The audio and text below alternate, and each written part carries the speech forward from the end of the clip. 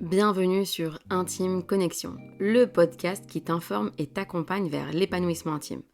Je suis Zina Hamzaoui, sage-femme, sexologue clinicienne, thérapeute de couple et auteure du livre Chut Chouma, et j'ai comme mission de transmettre ce que j'ai appris depuis plus de 10 ans pour enfin parler santé sexuelle sans tabou, tout en étant aligné avec nos valeurs spirituelles et de pudeur. Salam alaikum, j'espère que tu vas bien. Aujourd'hui, un sujet très attendu, le désir. Le désir, donc en tant que sexologue, on va bien évidemment parler du désir intime, un sujet peu abordé, peu développé et parfois malheureusement, au contraire, dans notre société actuelle hyper sexualisée, on va aller beaucoup trop vite dans une notion de désir, de sexualité hyper génitale, alors que tu sais bien, dans Intime Connexion, on va y aller mollo, on va y aller par étapes et on va voir que le désir est bien plus vaste qu'on nous le présente. Alors, quand on se marie, quand on décide de vivre notre vie à côté, aux côtés d'une personne et pas justement partager sa vie, c'est vraiment le choix des mots est important parce que les conséquences que ces mots vont avoir dans le quotidien est percutant. Donc je répète, quand on décide de vivre notre vie aux côtés de quelqu'un d'autre, on part du principe, je pense que vous serez toutes et tous unanimement d'accord avec ce point, on décide consciemment et en tout cas inconsciemment de vivre notre désir affectif et notre désir intime, désir sexuel, au sein du couple. Autrement dit, on s'interdit de vivre le désir affectif et le désir sexuel en dehors du couple, parce que voilà, par souci de fidélité, en tout cas c'est en général c'est l'intention avec laquelle les hommes et les femmes arrivent dans un mariage. Et donc, plusieurs conséquences à ceci. C'est-à-dire que si une personne s'interdit de développer, de nourrir et de satisfaire son désir affectif et sexuel ailleurs, c'est qu'elle attend, consciemment, inconsciemment, de le vivre au sein du couple. Alors, quand pour les deux conjoints ceci est développé, c'est tout à fait agréable, facile, c'est un moment de fun, un moment de partage et c'est chouette pour les deux parce que la mission finalement est réussie et un des objectifs de la vie de mariée est on va dire atteinte et donc c'est cool pour les deux parce que ils vont tous les deux pouvoir se retrouver avec envie et plaisir. Et donc finalement, voilà, il n'y a pas de souci en soi. Ici, bien évidemment, je vais parler en tant que thérapeute et sexologue clinicienne, je rencontre les gens qui ont des problèmes. Autrement dit, des personnes qui vont venir consulter, des hommes et des femmes, pour lesquels cette notion du désir, elle est malheureusement absente au sein de leur couple ou pas assez présente à leur goût. Et là, on va voir qu'il y a beaucoup de sexologie de comptoir, comme j'aime le dire. C'est-à-dire que on a beaucoup de croyances liées à la sexualité, du type tous les hommes ne pensent qu'à ça, c'est toujours à l'homme de faire le premier pas, une femme qui va vers son mari pour lui dire qu'elle a envie de lui, c'est anormal, ça veut dire que c'est une femme un petit peu, voire beaucoup dévergondée, plein de croyances autour du désir qui vont réellement impacter la dynamique du couple au niveau sexuel. On va voir qu'il y a des couples où la femme est beaucoup plus en demande et a beaucoup plus de besoins sexuels et ce n'est absolument pas anormal. Au contraire, c'est un signe de bonne santé de couple et il y a des couples où justement les femmes ont plus besoin que les hommes et c'est tout à fait sain. Ce qui va se passer, c'est qu'en fait, on va inviter celui qui a un manque de désir à venir le questionner. Pourquoi est-ce que tu n'as pas envie ? Donc, avant même de poser cette question de pourquoi est-ce que tu n'as pas envie, on va poser la question de quoi as-tu envie ? Parce que comme on aime le dire, quand une personne ne va pas bien, voire même quand une personne va développer un état dépressif, c'est qu'elle n'a plus d'envie tout court. On a même du mal parfois à la maintenir connectée avec le désir de rester en vie. D'accord ? Ici, quand il y a un problème de désir sexuel, on va vraiment poser la question de quoi est-ce que vous avez envie ? Ça peut être juste... j'ai juste envie de me poser, de respirer, de boire une petite tisane ou d'aller prendre un café, j'ai juste envie de prendre l'air ou j'ai juste envie qu'on me laisse tranquille. En fait, l'idée, c'est de vraiment développer cette notion d'envie. Après ça, on va voir depuis quand est-ce qu'il n'y a plus, est-ce qu'il y a déjà eu des envies sexuelles. Et là, c'est hyper important de vraiment faire le lien avec l'éducation sexuelle reçue à la maison. C'est-à-dire que quand on vient d'un foyer, d'une famille où la sexualité n'avait pas de place, où on faisait comprendre que c'était quelque chose de malsain, quelque chose de sale, quelque chose dont il fallait vraiment se méfier, que c'était un danger, etc. On peut tout à fait tomber dans un autre extrême, de vraiment développer un dégoût lié à la sexualité, voire même une culpabilité de ressentir du désir sexuel. D'accord ? Donc c'est pour ça que c'est vraiment important de comprendre l'histoire de chacun et chacune. Et pas faire de raccourcis, t'as pas envie de moi, c'est parce que tu vas voir ailleurs. Non, non, non. Même si c'est possible. Rire nerveux, hein, je précise.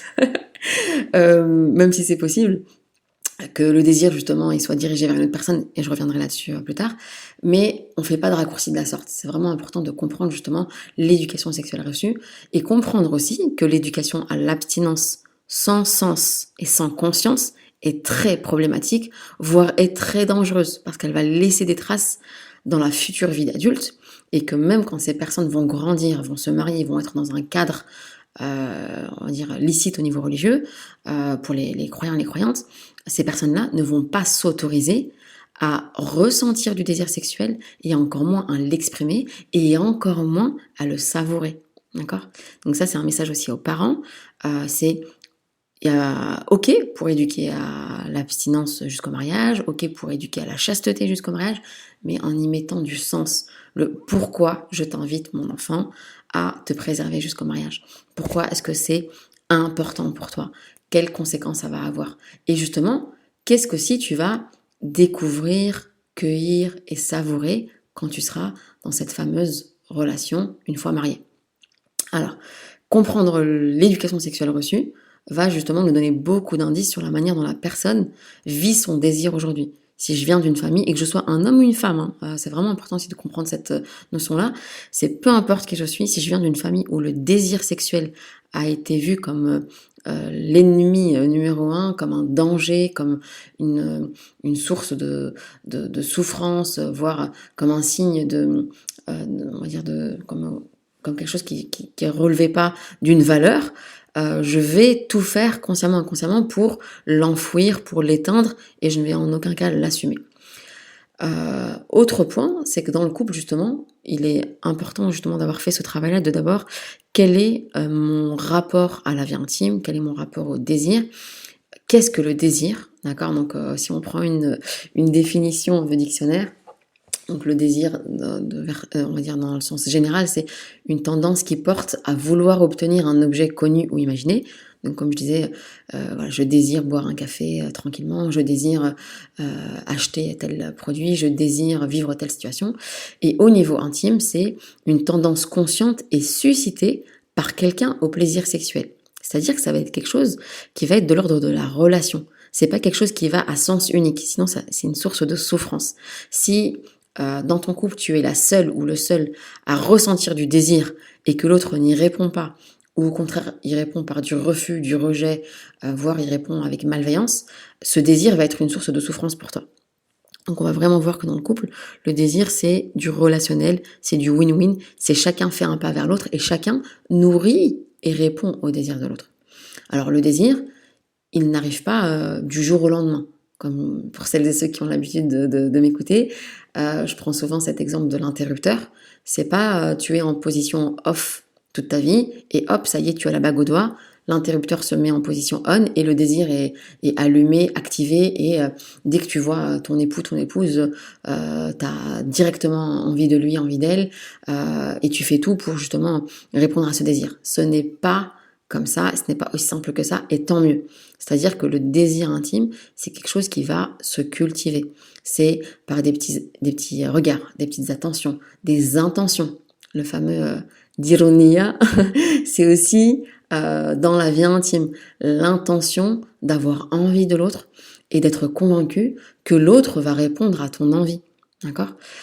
C'est pour ça que je répète aussi, et c'est un point fondamental à entendre, c'est que dans le couple, on doit avoir vraiment cette conviction d'être avec quelqu'un qui est sain d'esprit, quelqu'un qui est bien, vraiment quelqu'un de bien, quelqu'un qui suscite l'admiration, quelqu'un dont on est fier d'être à ses côtés, parce que si dès le départ, l'autre te fait penser à des problèmes, du dégoût, de la souffrance, tu te dis purée mais qu'est-ce que je fais avec elle, qu'est-ce que je fais avec lui, vivement que ça se termine ce calvaire, bien sûr que le désir va pas venir. En fait le cerveau il est là pour nous protéger, c'est-à-dire que si dès le départ, ou en tout cas si au fil du temps tu as senti, tu as compris que tu n'étais pas avec quelqu'un de sain au niveau relationnel, ton cerveau, pour te protéger, si tu es toi-même une personne saine d'esprit, ton cerveau en fait il va éteindre le désir. Parce que psychologiquement, ce n'est pas normal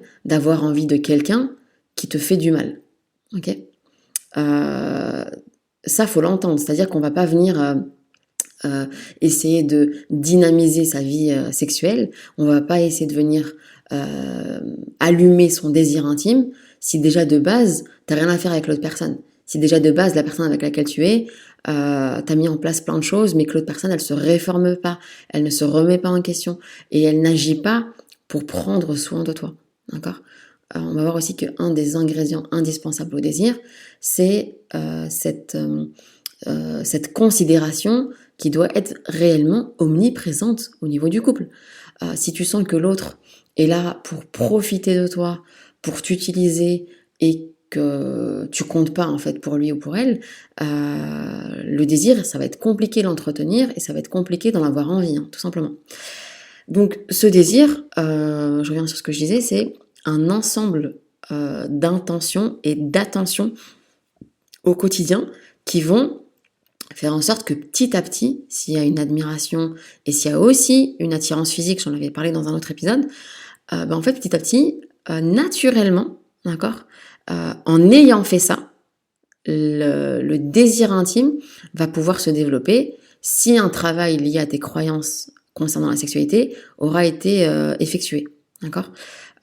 Faut pas inverser le problème, faut pas se dire ouais je vais d'abord dynamiser mon désir intime et puis le reste des points va se régler. Non, on y va par étapes et on priorise, c'est-à-dire que je vais d'abord travailler sur mes croyances liées à la sexualité, puis je vais travailler sur ma propre personne, puis je vais travailler sur ma relation de couple et puis je vais travailler sur mon désir sexuel.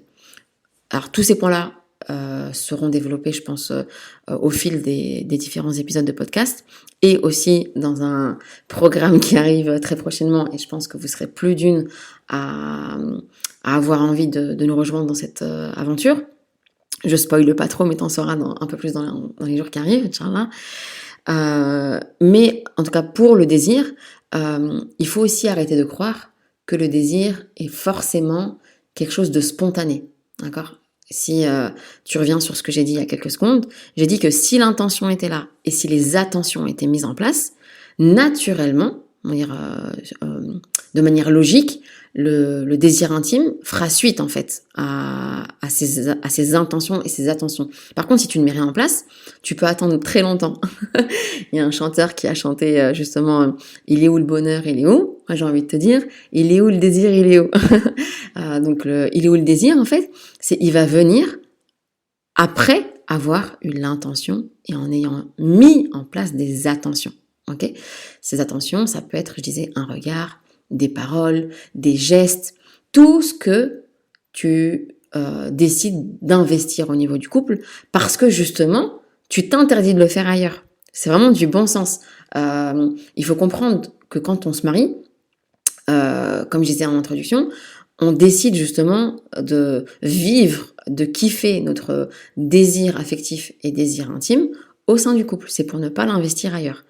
Donc, tout ce que tu as envie de faire, finalement, discute-en avec l'autre et mets en place. Ne te dis pas, je vais attendre que l'autre commence, je vais attendre que l'autre fasse le premier pas, peut-être que c'est pas le bon moment. Alors oui, peut-être que c'est pas le bon moment.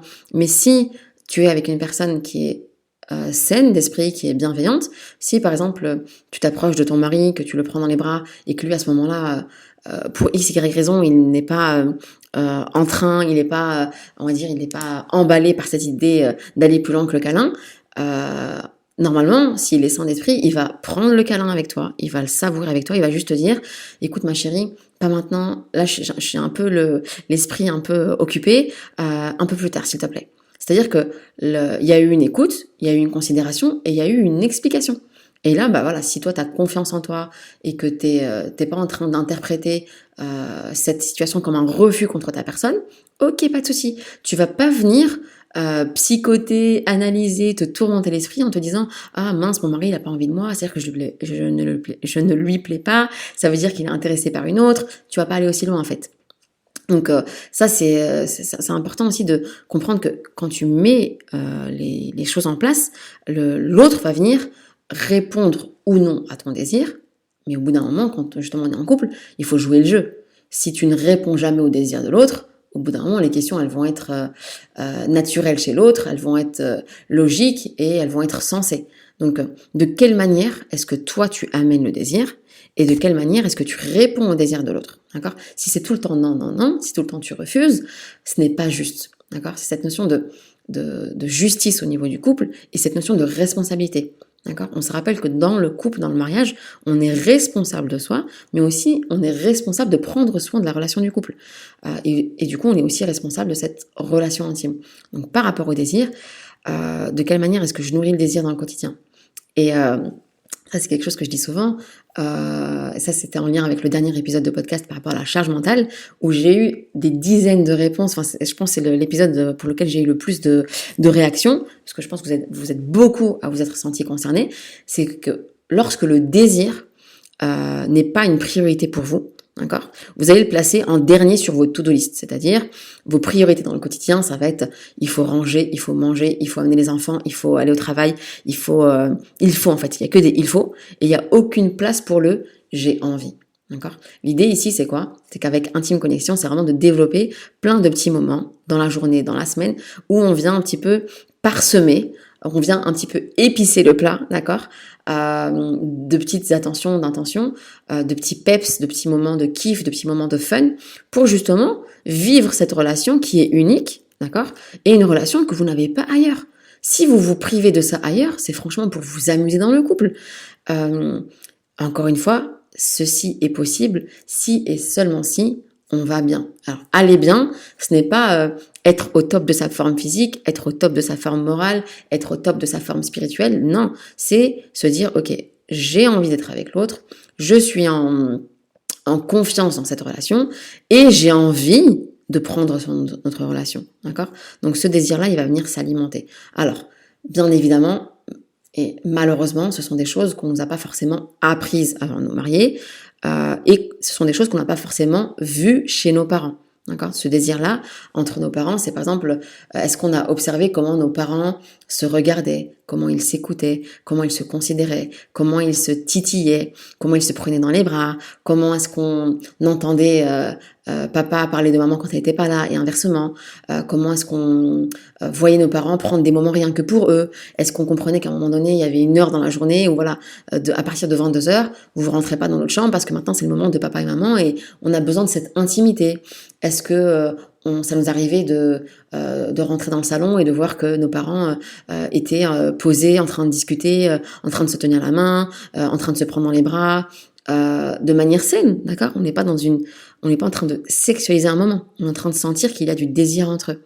Eh bien, quand on vient d'une famille où il n'y a pas eu tout ça, on ne l'a pas observé, eh bien, reproduire ceci dans notre couple, ça va être compliqué. D'où l'importance d'apprendre finalement c'est quoi le désir au niveau du couple, comment le mettre en place et comment le cultiver. Et là maintenant je vais parler des différents problèmes liés au désir.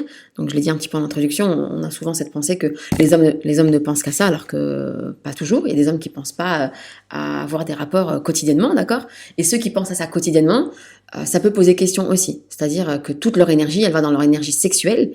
C'est-à-dire que peut-être qu'il n'y a rien d'autre dans le quotidien qui leur crée du désir et qui les apaise.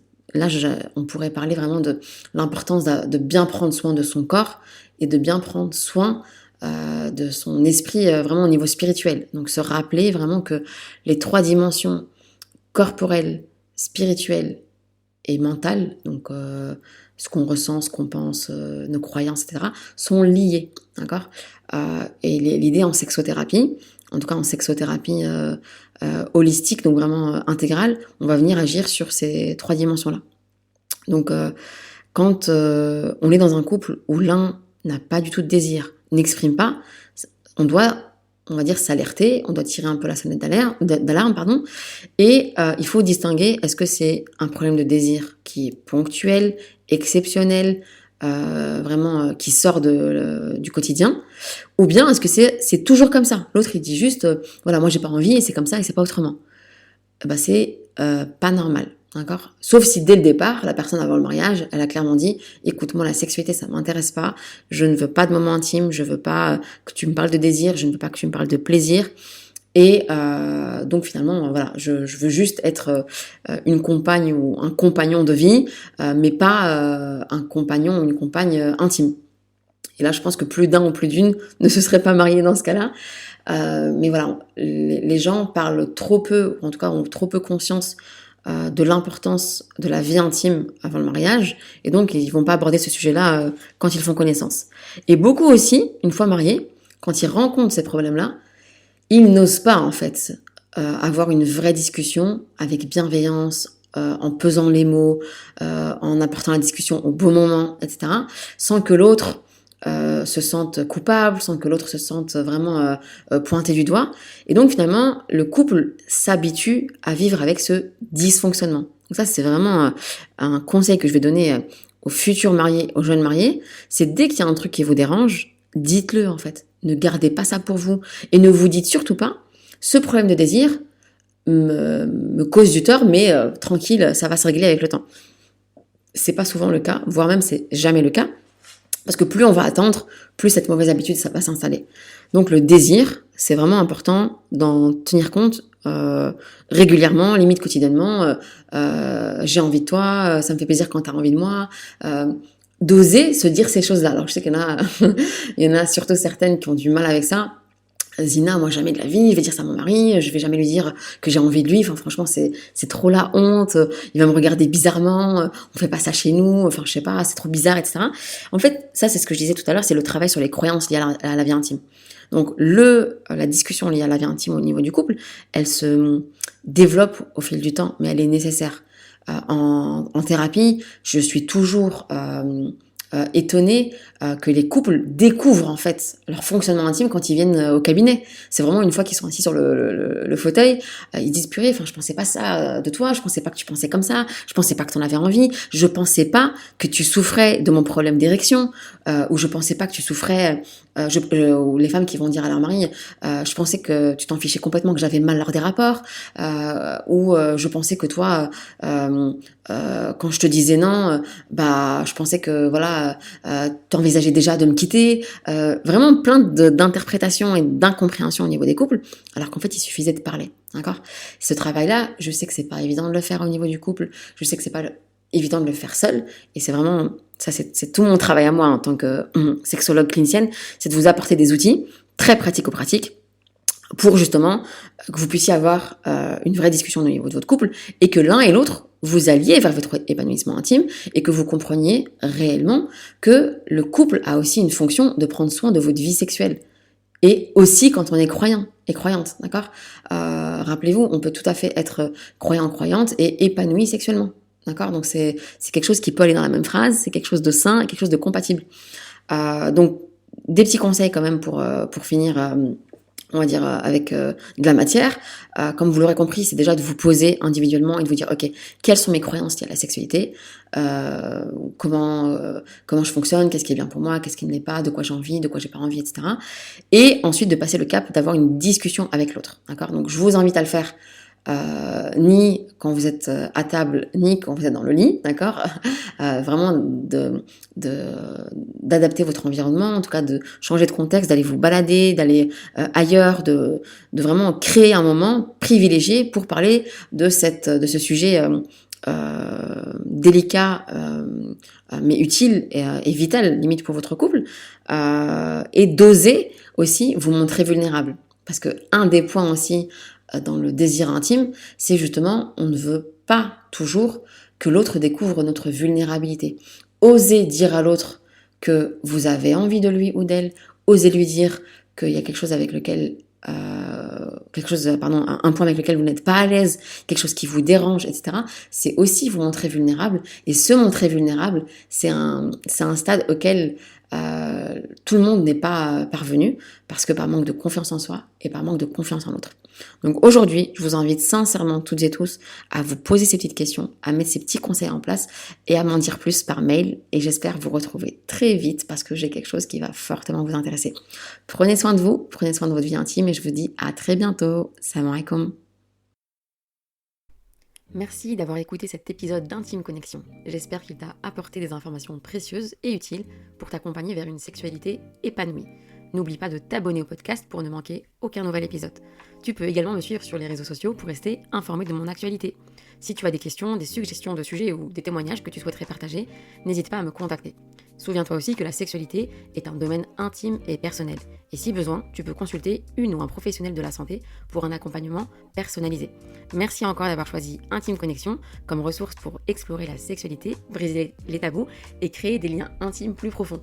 Prends soin de toi, cultive l'amour et l'intimité et je te retrouve très bientôt pour un nouvel épisode d'Intime Connexion.